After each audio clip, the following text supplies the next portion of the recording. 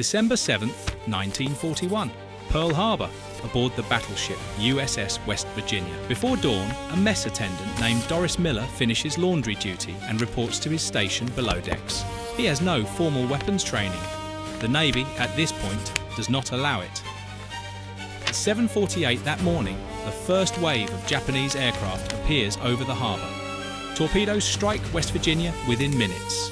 The ship begins to list hard to port. Miller is ordered to the deck to help move the wounded.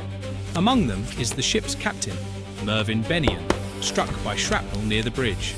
Miller and another sailor carry him to shelter, though the wound proves fatal.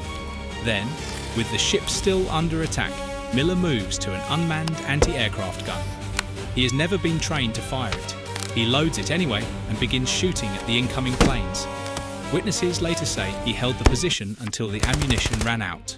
Because the Navy at the time restricted black sailors to service roles, Miller's assignment that morning was meant to be below decks, out of the fight entirely. What he did, instead, was not in any manual.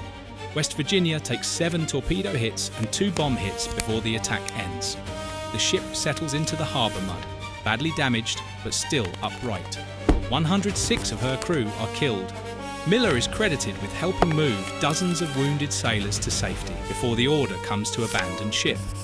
In the weeks after, reports of his actions reach Fleet Command, though for months his name does not appear in any official Navy release. Newspapers eventually learn of an unnamed black mess attendant who manned a gun during the attack. The Navy withholds his identity for over 2 months. Then, in March 1942, the story becomes public with his name attached. Admiral Chester Nimitz personally awards Doris Miller the Navy Cross aboard the carrier USS Enterprise. It is the first time a black sailor receives that honour. He is celebrated in newspapers and on recruiting posters. Yet the Navy still does not open combat roles to him. Miller returns briefly to the mainland for a war bond tour. Then he goes back to sea. In 1943, he is assigned to the escort carrier USS Liscombe Bay in the Pacific. On November 24th of that year, a Japanese submarine torpedoes the ship near the Gilbert Islands. The torpedo strikes the bomb magazine. Liscombe Bay explodes and sinks within minutes. Of the more than 900 men aboard, only about 272 survived. Doris Miller is not among them. His body is never recovered. He is 24 years old.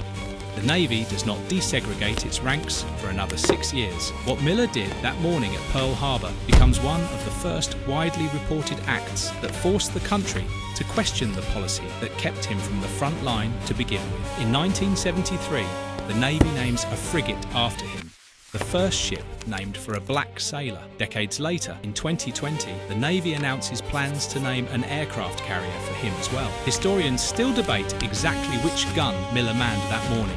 Since ship logs from the chaos of the attack list conflicting positions, what remains undisputed is the order in which events happened. An untrained mess attendant carried a wounded captain to safety, then picked up a weapon he had never fired and held a position until it was empty.